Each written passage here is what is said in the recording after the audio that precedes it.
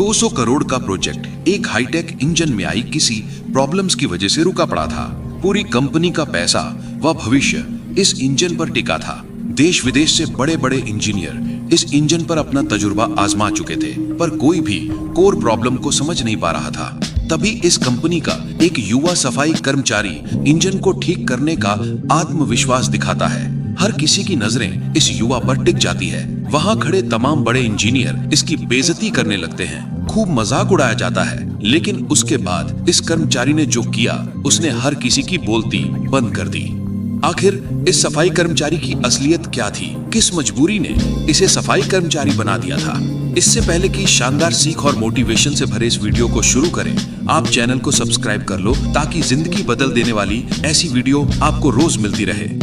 कहानी की शुरुआत होती है बैंगलोर के रिंग रोड के नजदीक स्थित ये विशालकाय लग्जरी बिल्डिंग से, जो कि टेक जोन ऑटोमोबाइल कंपनी की है। ये इनका मेन हेडक्वार्टर है। न सिर्फ इस बिल्डिंग की भव्यता, बल्कि इस कंपनी की टेक्नोलॉजी एंड सर्विसेज के चर्चों के चलते ये कंपनी आकर्षण का केंद्र बनी रहती है। देश भर के लाखों लोगों का सपना होता है कि उसे भी इस कंपनी में कोई अच्छी जॉब मिल जाए। ये कंपनी वर्तमान और भविष्य को ध्यान में रखकर टेक्नोलॉजी को विकसित करती है, जैसे हाई टेक ट्रांसपोर्ट ट्रक के इंजन, बस के इंजन, शिप इक्विपमेंट्स और कुछ ऐसी मशीनरीज तैयार करते हैं जो डिफेंस सिस्टम के लिहाज से बेहद सुरक्षित व सुविधाजनक होते हैं। हालांकि कंपनी के अंदर का माहौल कुछ अच्छा नहीं था। कंपनी की सीईओ थी प्रिया शर्मा, जिनकी उम्र लगभग 35 साल थी। उनका तरीका एकदम सख्त था। बात करने के तरीके में तंज और तिरस्कार की भावना छुपी रहती थी। ये आउटफिट से हमेशा वेल ड्रेस्ड रहती थी। बाहर के लोग उन्हें बहुत समझदार कहते थे, लेकिन उनके ऑफिस के लोग उनके बारे में अलग ही बातें करते थे। इस कंपनी का सबसे कीमती प्रोजेक्ट, उनका बहुत ही नया गाइडेड इंजन पिछले 6 हफ्तों से खराब पड़ा था, और ये इंजन उनका सबसे जरूरी हिस्सा था। 3 साल की मेहनत और करीब 200 करोड़ रुपए की लागत से तैयार हुआ था ये प्रोजेक्ट। लेकिन 70 करोड़ का ये इंजन हमेशा 14 मिनट और 36 सेकंड चलता और फिर बहुत गर्म होकर बंद हो जाता था। हर बार एक ही गलती दिखती थी, हार्मोनिक डिसरप्शन डिटेक्टेड। एक बड़ी एलईडी स्क्रीन से कनेक्ट ये engine red error symbol show कर रहा था। ये इंजन एआई मॉडल पर आधारित था। इस इंजन को एक ऐसे ट्रांसपोर्ट ट्रक के लिए डिजाइन किया गया था जो बिना ड्राइवर के ही माल को बेहद सुरक्षित रूप से एक जगह से दूसरी जगह तक पहुंचाने में सक्षम होने वाला था। ये पूरा 200 करोड़ रुपए का प्रोजेक्ट था, लेकिन सारा काम इस इंजन की टेस्टिंग पर रुका पड़ा था। 3 अलग अलग टीम्स के बड़े बड़े इंजीनियर आकर हार मान चुके थे। ये इंजीनियर हार्वर्ड व स्टैनफोर्ड जैसी विश्वास लेवल यूनिवर्सिटी से पढ़े हुए थे। इंजन के डिजाइन पर बहुत नॉलेज थी इनके पास, लेकिन उनका ज्ञान भी इस इंजन के सामने कुछ काम नहीं आ रहा था। बड़ी बड़ी डिग्री वाले इस इंजन के सामने फेल हो रहे थे। वो भी असल प्रॉब्लम को समझ नहीं पा रहे थे। इधर प्रिया शर्मा की टेंशन हर दिन बढ़ती जा रही थी। अगर ये इंजन जल्दी ही ठीक ना हुआ तो कंपनी को 500 करोड़ रुपए का नुकसान हो सकता था और उनका मार्केट में दबदबा खत्म हो जाता। ये काफी बड़ा प्रोजेक्ट था जिससे कंपनी का भविष्य निर्धारित होने वाला था। इसी कंपनी में दीपक मौर्य नाम का एक सफाई कर्मचारी था, जो कि पिछले 4 सालों से इस कंपनी में कई उतार चढ़ाव देख चुका था। ये काम तो सफाई का करता था, पर इसकी नजरें, इसका दिमाग यहाँ की टेक्नोलॉजी को निहारती रहती थीं। दिमाग से इतना तेज कि जिस भी काम को ध्यान से देखता, ये उसे सीख लेता था। ऑफिस के सफेद फर्श से लेकर कॉन्फ्रेंस रूम के अंदर रखे हुए कांच के बर्तन तक दीपक मौर्य हर जगह जाता था। कहने को तो ये कंपनी में हर जगह दिखता था, पर फिर भी ये हर एम्प्लॉय के नजरों से ओझल ही रहता, यानी कोई भी इस पर ध्यान नहीं देता। ये जब भी कोई टेक्निकल नॉलेज बताता तो एम्प्लॉय उसका मजाक उड़ाने लगते, उसे डांटकर भगा देते। कोई भी उसे सीरियस नहीं लेता। दीपक के पास एक छोटे कॉलेज से इंजीनियरिंग की डिग्री थी। उसने ये डिग्री बड़े सपनों के साथ ली थी, लेकिन जिंदगी में हालात कुछ ऐसे बन गए जिसने उसे एक सफाई कर्मचारी बना दिया। क्योंकि उसकी मां को फर्स्ट स्टेज कैंसर था, जिसका इलाज तो था, पर वो बहुत महंगा था और हर इलाज का खर्चा इतना ज्यादा था कि अगर वो बड़ा इंजीनियर बनने का सपना देखता तो मां का इलाज रुक जाता। उसने अपना सपना नहीं चुना, बल्कि मां का इलाज चुना, जिसके लिए पैसे जोड़ने के लिए वो कोई भी काम करने के लिए तत्पर हो गया। हालांकि इस कंपनी से अच्छी जगह कोई हो ही सकती थी जहां उसे कुछ न कुछ सीखने को मिलता था। इसीलिए वो कहीं और काम न करके इस कंपनी में सफाई कर्मचारी बन गया। दीपक दिन भर ऑफिस में रहता, लेकिन उस इंजन की आवाज उसे हमेशा सुनाई देती थी। रात को जब सब लोग घर चले जाते और वो कॉन्फ्रेंस रूम का सफाई करता, तो वो चुपके से इंजन के ब्लूप्रिंट्स पढ़ता था। उस इंजन का दिमाग सफाई में नहीं, उसके डिजाइन में लगा रहता था। उसने देखा कि इंजन जर्मनी में छोटे यूनिट में बना था, लेकिन उसका एआई सॉफ्टवेयर अमेरिका के बड़े यूनिट्स में सेट किया गया था। एक छोटा सा यूनिट बदलने का फर्क एक बड़ी गलती पैदा कर रहा था। दीपक का जीवन बड़ा संघर्ष भरा रहा। 9 साल की उम्र में दीपक के पिता चल बसे। तब से माँ और दादाजी की देखरेख में ही दीपक पला बढ़ा। दीपक की पढ़ाई लिखाई से लेकर घर के तमाम खर्चों को दादाजी ही पूरा करते। दादाजी का एक पुराना गैराज था। दीपक पढ़ाई लिखाई में बहुत अच्छा था, तेज बुद्धि का था। वो अक्सर स्कूल से आकर अपने दादाजी के गैराज पहुंच जाता और उनके काम में हाथ बटाने लगता। दादाजी उस इलाके के सबसे पुराने और जाने माने मैकेनिक थे। उनका तजुर्बा, उनका हुनर काबिले तारीफ था। वो इंजन की आवाज सुनकर ही बता देते कि दिक्कत क्या है। वहीं दीपक भी कुछ कम नहीं था। दादाजी जैसा हुनर तो मानो उसे विरासत में मिल गया हो। दादाजी जब भी किसी गाड़ी को ठीक कर रहे होते तो वो बड़े ध्यान से देखता, वो चीज को बारीकी से समझता। दादाजी भी उसे छोटी बड़ी बारीकियां बताने लगे। दीपक की उम्र भले कम थी, पर उसकी लगन और उसका इस काम में प्यार व समर्पण देखकर दादाजी दीपक को भी मैकेनिक के काम की बारीकियां बताने लगे। दादाजी दीपक का नाजुक हाथ चल रहे इंजन पर रखते थे और कहते थे, बेटा इस धड़कन को महसूस करो। एक इंजन तुम्हारे डिग्री से कोई मतलब नहीं है, उसे सिर्फ उसके धड़कन सुनने वाले की जरूरत है। मशीन की भाषा समझो, वो तुमसे कभी झूठ नहीं बोलेगी। दादाजी ने उसे सिखाया था कि इंजन को उसकी आवाज से, उसके वाइब्रेशन यानी कंपन से और यहाँ तक कि हल्की सी बदबू से भी कैसे प्रॉब्लम की पहचान की जाती है। दादाजी ने सीख दी कि बेटा, जीवन में कोई काम तब तक ही मुश्किल लगता है जब तक उसकी सही जानकारी हमारे पास नहीं होती। जब तुम पूरी लगन से सीखोगे तो दुनिया का कोई भी काम जल्दी सीख सकते हो और बार बार प्रैक्टिस मेहनत तुम्हें तुम्हारे काम में कुशल बनाएगी, तुम्हारी स्किल को निखारेगी। 16 साल की उम्र तक दीपक इतना माहिर हो गया कि वो पूरा इंजन अब आंख बंद करके बना सकता था। लेकिन फिर हालात बदल गए। दादाजी एक दिन चल बसे। उनके अंतिम संस्कार में शहर भर के मैकेनिक और इंजीनियर आए थे, लेकिन दीपक मन में वो ज्ञान और हाथों में हुनर आज भी था। उसके अंदर चीजों को जानने समझने की प्रबल इच्छा उसे इस कंपनी में ले आई थी। गुरुवार का दिन था।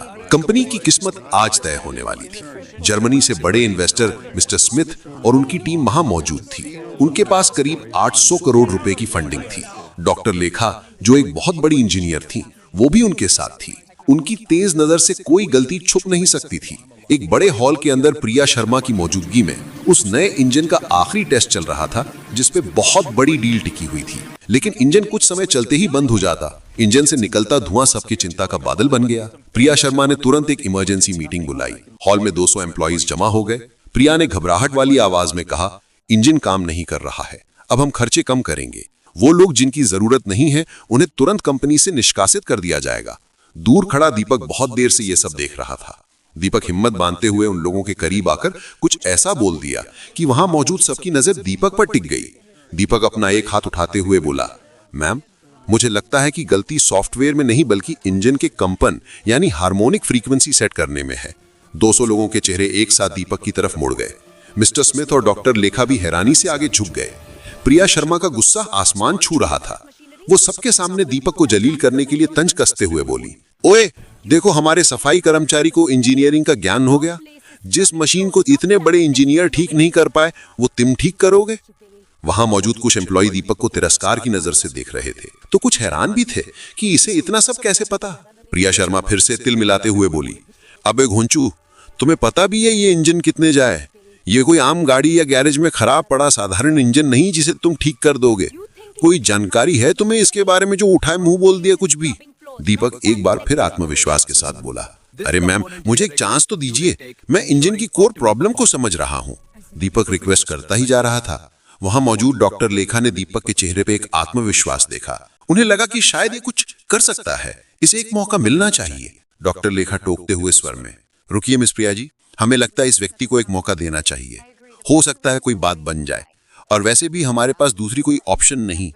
एक से बढ़कर एक इंजीनियर अपनी कोशिश कर चुके हैं, पर किसी भी इसकी प्रॉब्लम पकड़ में नहीं आई, तो एक बार इसका भी देख लेते हैं। तभी भीड़ से भी आवाज आई, हाँ एक मौका दिया जाए। प्रिया शर्मा एक शर्त रखते हुए बोली, ठीक है दीपक, ये तुम्हारा चैलेंज है। तुम्हारे पास ठीक 2 घंटे हैं। इस 200 करोड़ के इंजन को सबके सामने ठीक कर दो। अगर तुम कामयाब हुए तो तुम्हें तुरंत सीनियर इंजीनियर बना दिया जाएगा, और अगर तुम फेल हो गए तो सिर्फ नौकरी नहीं जाएगी, तुम्हें हमेशा के लिए इस बिल्डिंग से बाहर कर दिया जाएगा। और मैं खुद तुम्हारे बारे में सबको बताऊंगी कि तुम कितने बड़े नाकामयाब आदमी हो। प्रिया मनी मन सोच रही थी कि ये सफाई कर्मी क्या ही जानता होगा, उल्टा और खराब कर देगा। चलो अच्छा है, अगर इंजन में कोई खराबी आई तो मैं सारा इल्जाम उन तमाम लोगों पर लगाऊंगी जो भी इसे बढ़ावा दे रहे हैं, इसका सपोर्ट कर रहे हैं। दीपक के चेहरे पे कोई डर नहीं था। प्रिया इस सफाई कर्मी से चिड़ी हुई थी और प्रिया को दुनिया के सामने इसका मजाक बनाने का एक मौका मिल गया। प्रिया ने तुरंत अपनी टीम को बोला, इस पूरे चैलेंज को सोशल मीडिया पर लाइव दिखाया जाए। वो चाहती थी कि पूरी दुनिया देखे कि जब एक गरीब आदमी अपनी छोटी औकात से बड़ी चीज को छूने की कोशिश करता है तो क्या होता है। दीपक के दिमाग में सिर्फ दादाजी की आवाज गूंज रही थी।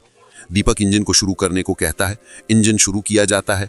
दीपक शांत खड़ा होकर बड़े ध्यान से इंजन की आवाज को सुन रहा था। हर किसी की नजरें जिज्ञासा पूर्वक दीपक को निहार रही थी कि आखिर ये क्या करेगा। डॉक्टर लेखा दीपक के पास आई। उन्होंने धीरे से पूछा, जवान आदमी, क्या तुम सच में ये करना चाहते हो? तुम्हारा पूरा फ्यूचर दांव पर है। दीपक ने उन्हें देखकर जवाब दिया, मैम, मैं अपनी पूरी जिंदगी इंजन की आवाज को सुनता और महसूस करता आया हूं।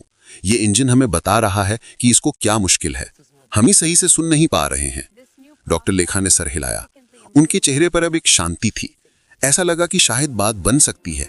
ये वो कर सकता है जो कोई नहीं कर पाया। दीपक इंजन की तरफ बढ़ा। उसने अपने हाथ उसके लोहे की बॉडी पर रखे।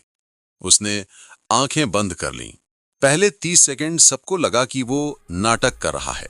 कुछ इंजीनियर्स हंस भी रहे थे, लेकिन डॉक्टर लेखा ने देखा कि दीपक के चेहरे के रंग बदल रहे हैं। वो इंजन की धड़कन सुन रहा था। ये खुद से ही लड़ रहा है। तभी दीपक गंभीर स्वर में बोला, एआई सिस्टम ठीक है, लेकिन वो ऐसी मैकेनिकल प्रॉब्लम्स को ठीक करने की कोशिश कर रहा है जो है ही नहीं। उसने मिस्टर स्मिथ की ओर देखते हुए जिज्ञासा भरे स्वर में पूछा, सर, ये इंजन जर्मनी में छोटे यूनिट्स पर बना था क्या? मिस्टर शुमिट ने चुपचाप सर हिलाया और धीमे स्वर में कहा, हाँ, लेकिन एआई को अमेरिका में सेट किया गया है। इस पर दीपक तुरंत बोला, वही तो पहला प्रॉब्लम है। जर्मनी और अमेरिका के यूनिट्स में बहुत छोटा फर्क है। एआई सॉफ्टवेयर एक अलग धड़कन की उम्मीद कर रहा है, लेकिन इंजन के पार्ट्स उसकी बात नहीं मान पा रहे हैं। यह ऐसा है जैसे एक गाना हो जहां हर स्वर थोड़ा सा अलग धुन पर निकल रहा हो। इंजन पुनः बंद हो गया। दीपक ने बोला, इंजन को दोबारा शुरू करो और इस बार स्पीड को धीरे धीरे बढ़ाना। इंजन की हर बढ़ती स्पीड और आवाज से दीपक मौर्य प्रॉब्लम को और बारीकी से समझ चुके थे। दीपक ऊंचे स्वर में बोला, 2800 आरपीएम पर सुनिए, वहां कंपन में गलती है। इंजन के पार्ट्स ठीक हैं, लेकिन एआई सेंसर्स गलत कंपन रीड कर रहे हैं। आपके इंजीनियर्स कंप्यूटर की गलती ढूंढ रहे थे, जबकि प्रॉब्लम इंजन की धुन की है। इतना कहते हुए दीपक टेबल की ओर बढ़ा जिस पर इंजन डिजाइन के हर पार्ट्स को कैसे सेट किया गया है, इनसे संबंधित पेपर्स पड़े हुए थे। दीपक पहले भी इन पेपर्स को देख चुका था, पर अब वो प्रॉब्लम को समझने और समझाने के नजरिए से उन पेपर्स का गौर से निरीक्षण करने लगा। दीपक को फॉल्ट समझ आ चुका था। दीपक पूरे आत्मविश्वास से उन पेपर्स को उठाकर आगे बढ़ा और कहा, जर्मनी में छोटे हिस्सों की बनावट बहुत ही परफेक्ट थी, लेकिन अमेरिका का एआई सिस्टम थोड़ी ढीली बनावट की उम्मीद कर रहा था। यहाँ छोटी सी गड़बड़ थी जिससे पूरा इंजन बंद हो रहा था। विशाल रस्तोगी, जो बड़ा इंजीनियर था, उसने भी जब क्रॉस चेकिंग करते हुए ये सब देखा तो उसने भी इस बात को समझा कि हाँ, चीजें तो ऐसी ही हैं। उसका चेहरा हैरानी से भर गया। उसने धीरे से माना कि दीपक सही कह रहा है। मिस्टर स्मिथ ने भी कुछ देर जांच करने के बाद सर हिलाया। ये सफाई कर्मचारी नहीं था, ये एक बहुत अच्छा इंजीनियर था। डॉक्टर लेखा ने जिज्ञासा भरे मन से दीपक से पूछा, चलिए माना कि इसकी कोर प्रॉब्लम आपने पकड़ ली, पर अब इसे ठीक कैसे करेंगे? दीपक ने हल्का मुस्कुराते हुए कहा, आप निश्चिंत रहें, इसके प्रॉब्लम का सलूशन भी है, और सबसे बड़ी बात, उसके लिए किसी महंगे सॉफ्टवेयर या बॉडी पार्ट्स को रीडिजाइन करने की आवश्यकता नहीं पड़ेगी। कोई महंगा खर्च नहीं है। दीपक की बातें सभी को अनसुलझी पहेली की तरह लग रही थी कि आखिर ये कहना क्या चाहता है। दीपक एक अलमारी के पास गया जो कई छोटे बड़े जरूरी टूल्स और मशीन बॉडी पार्ट से भरा पड़ा था। दीपक वहां से एक छोटी सी मेटल की डिस्क निकाल कर लाया जो हॉकी पक जितनी थी। ये सबको दिखाते हुए दीपक कहने लगा, ये एक हार्मोनिक डैम्पनर है। इंजन और एआई दोनों ठीक हैं, इन्हें सिर्फ एक दूसरे की भाषा समझाने वाले की जरूरत है। ये छोटी सी चीज कंपन के फर्क को जोड़ देगी। दोनों के बीच तालमेल व संतुलन बनाने के लिए इसका अहम रोल होगा। प्रिया शर्मा का घमंड पूरी तरह से टूट गया। वो बोल पड़ी, तुम कह रहे हो कि ये 3000 रुपए का मशीन पार्ट हमारा मिलियंस का प्रॉब्लम ठीक कर देगा? तुम्हारा दिमाग तो खराब नहीं हो गया, कुछ भी बोले जा रहे हो। दीपक ठंडे और शांत स्वर में बोला, सबसे अच्छे हल हमेशा सबसे आसान होते हैं मैम। इसके बाद दीपक इंजन के एक पार्ट्स बाहर निकालता और इस डैम्पनर को उसमें सेट करने लगता। वो इतनी बारीकी से इस कार्य को अंजाम दे रहा था कि हर कोई वहां उसकी कार्य कुशलता की तारीफ बांध रहा था। दीपक ने पूरी सफाई के साथ 12 मिनट में डैम्पनर इंजन में सेट कर दिया और पार्ट्स को इंजन में पुनः जोड़ दिया। उसके हाथ वही पुरानी दादाजी की सिखाई मेहनत बता रहे थे। इसके बाद दीपक कुछ सेकंड के लिए इंजन के सामने हाथ जोड़कर आंखें बंद कर मन ही मन प्रार्थना करता है, मानो वो दादाजी से आशीर्वाद मांग रहा हो। आंखें खोलते ही दीपक गंभीर व संधे हुए स्वर में बोला, इंजन टेस्ट के लिए रेडी है। घड़ी में 1 घंटा 47 मिनट ही हुए थे। उधर दीपक की ये तमाम हरकतें सोशल मीडिया पर लाइव दिखी जा रही थी। हर किसी की नजरें, फिर चाहे वो सोशल मीडिया पर या वहां मौजूद सभी एम्प्लॉय इंजीनियर, हर कोई जिज्ञासा भरी नजरों से उस पल को निहार रहा था कि क्या इंजन ठीक से चलेगा अब। डॉक्टर लेखा ने बोला, इंजन चालू करो। पूरे रूम में शांति थी। चाबी घूमी और जब इंजन चालू हुआ तो आवाज में फर्क साफ था। अब आवाज में एक गहरा और स्मूथ कंपन था। स्क्रीन पर हमेशा की तरह लाल और पीली लाइट्स नहीं, सिर्फ हरी लाइट्स थीं। इंजन का टेम्परेचर बिल्कुल सही था। डॉक्टर लेखा की आंखों में खुशी से चमक उठी। उन्होंने कहा, 40 साल में मैंने इतनी साफ रीडिंग कभी नहीं देखी थी। इंजन अब 97.3% अच्छे से चल रहा है। ये तो अद्भुत है, विश्वास नहीं होता। प्रिया के चेहरे का रंग उड़ गया, लेकिन वो फिर भी हार नहीं मानी। वो ऐंठते हुए कड़क शब्दों में बोली, ठीक है चल रहा है, लेकिन क्या ये ट्रक को चला सकता है? उसने नीचे खड़े बड़े ट्रक की तरफ इशारा किया। दीपक ने सिर्फ सर हिलाया और बोला, हाँ मैम। इंजन की पावर ट्रक के सिस्टम्स में चली गई। पहली बार 6 हफ्तों में वो बड़ी गाड़ी चालू हो गई। वो ट्रक पार्किंग से बाहर निकला। इंजन की पावर और एआई के जटिल कमांड सिस्टम के तालमेल पर ट्रक बेहतरीन तरीके से चल रहा था और हर रूल को फॉलो कर रहा था। वो ट्रक 37 मिनट तक चलता रहा। मिस्टर स्मिथ और उनके साथी बहुत खुश हुए। ये परफॉर्मेंस उनके सारे पुराने प्लान से भी बेहतर थी। डॉक्टर लेखा ने जब इंजन बंद करने को कहा तो पूरे रूम में सबने सुकून की सांस ली। 6 हफ्ते की नाकामयाबी सिर्फ 1 घंटा 47 मिनट में ठीक होकर बड़ी सफलता में बदल गई थी, और वो भी एक सफाई कर्मचारी के हाथ से। डॉक्टर लेखा आगे बढ़कर दीपक से हाथ मिलाया। तुम्हारी समझ और हल दोनों बहुत अच्छे थे। तुम्हारे दादाजी को गर्व होगा। मिस्टर स्मिथ ने तुरंत घोषणा करते हुए कहा, हम अपना इन्वेस्टमेंट 20% बढ़ा रहे हैं, लेकिन हमारी एक शर्त है। हमारी यूरोपियन इंजन टीम को मिस्टर दीपक मौर्य ही लीड करेंगे। 20% ज्यादा पैसा मतलब कंपनी के लिए बहुत बड़ा बदलाव था। डॉक्टर लेखा ने बिना देर किए दीपक को तुरंत डायग्नोस्टिक्स इंजीनियर बना दिया। उसकी तनख्वाह 3 गुना हो गई और उसे कंपनी शेयर्स भी मिले। दीपक की आंखों में कामयाबी की चमक के साथ खुशी के 2 आंसू भी थे। दीपक अब दिखने वाला सफाई कर्मचारी नहीं, वो कंपनी का सबसे जरूरी इंजीनियर बन गया। प्रिया शर्मा खिड़की के पास एकांत खड़ी थी। उसका लाइव स्ट्रीम अभी भी चल रहा था, लेकिन लोग अब उसे ही गुस्सा दिखा रहे थे। लोग रोहन की तारीफ कर रहे थे और प्रिया के घमंड पर सवाल उठा रहे थे। 2 हफ्तों के अंदर सारी चीजें बदल गईं। बोर्ड ने प्रिया की लीडरशिप पर सवाल उठाए। उसके पुराने ईमेल्स जिसमें उसने रोहन की बेइज्जती की थी, सबूत बन गए। प्रिया शर्मा को सीईओ की पोस्ट से हटाकर सिर्फ स्ट्रेटेजिक एडवाइजर बना दिया गया। उसकी तनख्वाह भी बहुत कम हो गई और उसके सारे बड़े फैसले लेने की पावर छीन ली गई। उसे एक बड़ी गलती का सामना करना पड़ा। दीपक की जिंदगी पूरी तरह बदल गई। उसको नया ऑफिस, नई कार और सबसे ज्यादा इज्जत मिला। कंपनी ने एक नया नियम बनाया कि अब हर एम्प्लॉय की बात को, चाहे वो किसी भी छोटी पोजीशन पर हो, ध्यान से देखा जाएगा। रोहन की कहानी की वजह से कंपनी का स्टॉक भी 15% बढ़ गया। 6 महीने बाद दीपक अब जर्मन इंजीनियर्स के साथ मिलकर काम कर रहा था। उसकी मां का इलाज अब पूरा हो चुका था। उसके घर में दादाजी की तस्वीर और उसका पुराना डिप्लोमा आज भी रखा था, लेकिन अब उनके साथ नए अवार्ड्स भी थे। एक दिन प्रिया शर्मा रोहन के पास आई, एकदम सिंपल कपड़ों में। उसका पुराना अहंकार खत्म हो गया था। वो विनम्र स्वर में बोली, दीप, मुझे माफी चाहिए, मैं तुम्हारी तरह लीडर बनना सीखना चाहती हूँ। दीपक को दादाजी और माँ की सीख याद आई कि सबको एक मौका मिलना चाहिए।